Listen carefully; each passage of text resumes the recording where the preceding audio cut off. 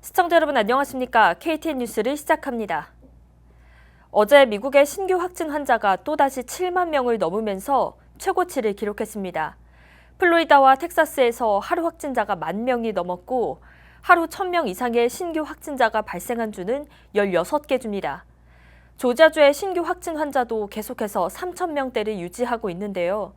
오늘 집계에 따르면 코로나19 검사자 중 무려 16%가 양성 판정으로 나왔습니다. 오늘의 코로나19 집계입니다. 오늘 오후 3시 42분 기준 미국 내 누적 확진 환자는 374만 1,787명, 누적 사망자는 14만 1,620명으로 집계됐습니다. 월도미터 기준 어제 미국의 신규 확진 환자는 7만 3,388명, 신규 사망자는 963명 는 것으로 집계됐습니다. 신규 확진 환자는 지난 10일 7만 1,787명이 최고치였지만 어제 7만 3,388명이 늘어나면서 역대 최고치 기록을 또다시 갱신했습니다.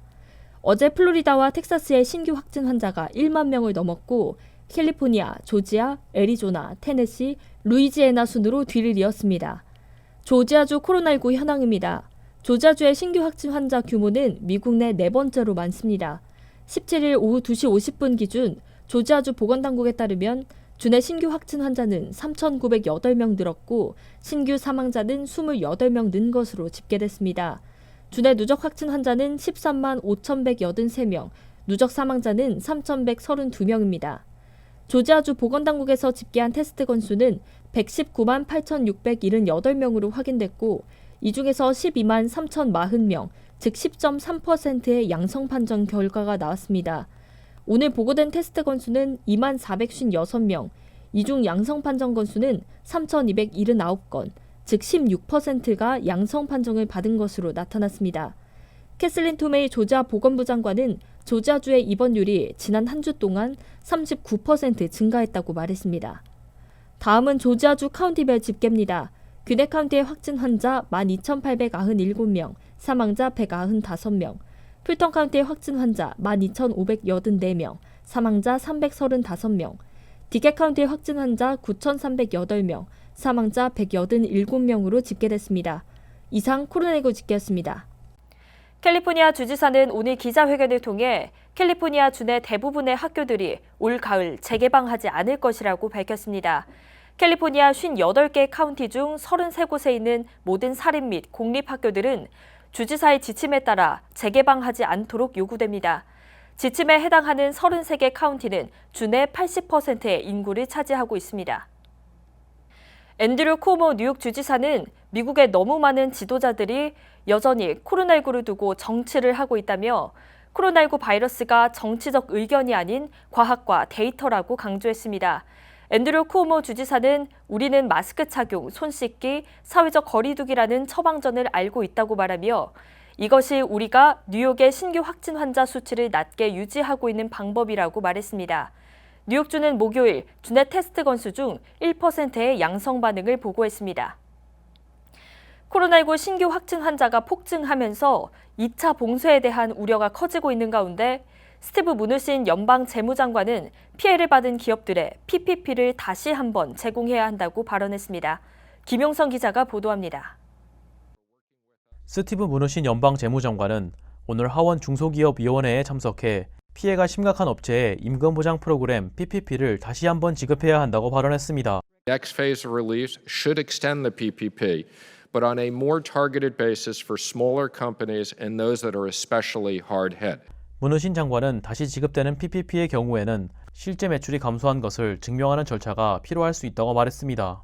무누신 장관은 또한 상환 면제 과정을 간소화하기 위해서 소규모 대출의 경우에는 PPP 대출금이 어떻게 사용되었는지 묻지 않고 상환을 면제하는 것을 고려해야 한다고 말했습니다. I know one of the things we'll talk about is should we just have forgiveness for all the small loans? I think that's something we should consider. We should obviously make sure there's some fraud protection.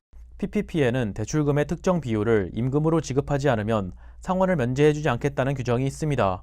한편 무누신 장관은 소규모의 기준에 대해서는 발언하지 않았습니다. PPP, 경기부양현금, 실업수당 등을 포함한 경기부양 정책들은 연방의회가 다음 주에 복귀해 본격적으로 논의를 시작할 것으로 알려졌습니다.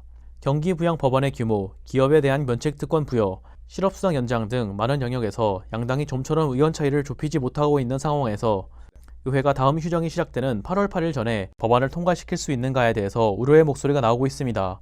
민주당 낸시 펠로시 하원 의장은 법안 통과를 위해서 휴정을 하지 않을 의사가 있다고 밝힌 바 있습니다. KTN 뉴스 김용성입니다. 지난 15일 백악관은 연방질병통제예방센터 CDC가 너무 느리게 정보를 올리고 있다며 코로나19 현황에 대한 정보를 보건부에 직접 전달할 것을 명령했습니다. 그러나 앤서니 파우치 박사는 CDC의 정보가 미국인들이 코로나19 바이러스 데이터를 얻을 수 있는 좋은 자료라고 옹호했습니다.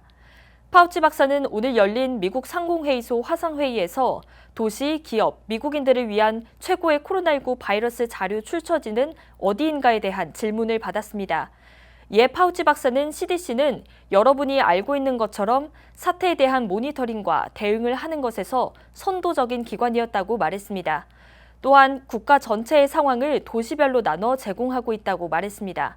한편 미국의 코로나19에 대한 정보가 CDC가 아닌 보건부에 보고되는 것에 대해 전문가들은 투명성과 접근성이 부족해질 것으로 보인다며 우려의 목소리를 나타내고 있습니다. 한인이 운영하는 호스피스인 미선 호스피스가 오늘 너싱홈 재활치료센터 개원 행사를 열고 일반인들에게 공개했습니다. 공사 착공 후 1년 6개월여 만에 개원을 하게 되는 건데요.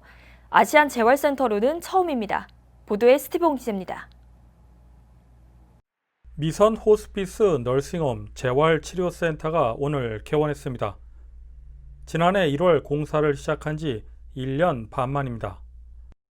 미선 호스피스 관계자에 따르면 오늘 공개된 재활치료센터는 6만 스퀘어피트 규모이며 기존 건물 뒤에 새롭게 세워졌습니다. 투입된 공사비는 1,600만 달러 규모이며 1인실과 2인실 등 100개의 병상이 마련됐습니다. 또한 의사와 간호사를 비롯 물리치료사와 행정 직원 등 80여 명이 상주한다고 덧붙였습니다. 미선 호스피스 김한선 CEO는 아시안 음식 조리가 가능하며 한국 TV 6개 채널을 비롯 베트남과 중국 방송을 볼 수 있다고 밝혔습니다.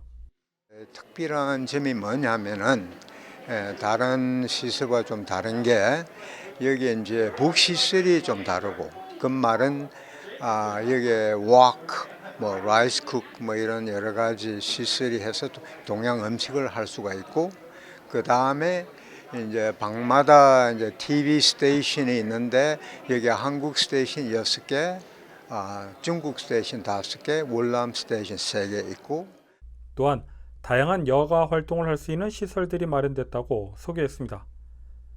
김한선 CEO는 스와니시의 노인 요양시설 공사가 한창 진행 중이라고 덧붙였습니다. 지금 현재 우리가 저게 스와니에 그게 맥기니즈 페리 로드하고 노스사이드 파크웨이 그 인터섹션에 미산에 현재 9.7에이클이 있는데 그게 지금 150 유닛 어시스트 리빙을 컨스트럭션 할 계획으로 되어 있습니다. 김한선 CEO는 본인이 안과 의사 출신이라고 소개하며 17년 전 암 환자 2명을 치료할 곳이 마땅치 않아 여러 가지를 고려하던 중 오늘날까지 이르게 됐다고 소개했습니다. KTN 뉴스 스티븐입니다. 마크 에스퍼 연방 국방부 장관은 오늘인 17일 군사시설 내에서 인종차별 논란이 일어났던 남부연합기의 사용을 금지한다고 밝혔습니다. 오늘 공개된 규정에는 남부연합기 사용을 직접적으로 금지하는 조항이 담겨져 있지는 않지만 사용이 허가된 깃발 목록에서 남부연합기가 포함되어 있지 않습니다. 남부연합기 등의 무허가 깃발들은 박물관, 묘지 등에서는 여전히 사용 가능합니다. 트럼프 대통령은 전미스톡 자동차 경주협회, 나스카가 남부연합기 사용을 금지했을 때도 반감을 드러냈던 바 있는데 오늘 발표는 트럼프 대통령과 에스퍼 국방장관 사이의 갈등의 연장선인 것으로 보입니다. 이전에 트럼프 대통령이 시위 진압에 현역 군인들을 투입하겠다고 발언했을 때 에스퍼 국방장관이 공개적으로 반대 의사를 나타냈던 바 있습니다. 요즘 마스크 잘 착용하고 계시죠? 여간 답답한 게 아니지만 그래도 서로를 위해 잘 착용해야 합니다. 대한민국 방역당국이 턱스크에 대한 감염 확률 수치를 내놨습니다. 마스크를 쓰긴 했지만 귀에 걸기만 한 상태, 턱에 걸치고 입과 코를 내놓은 걸 요즘 말로 턱스크라고 합니다.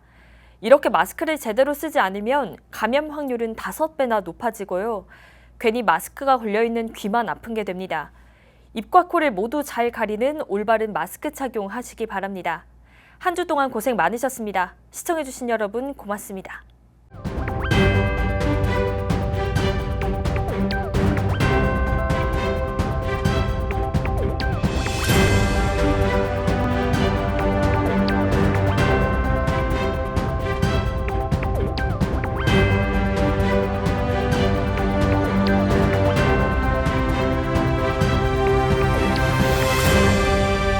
뉴스를 뉴스답게 KTN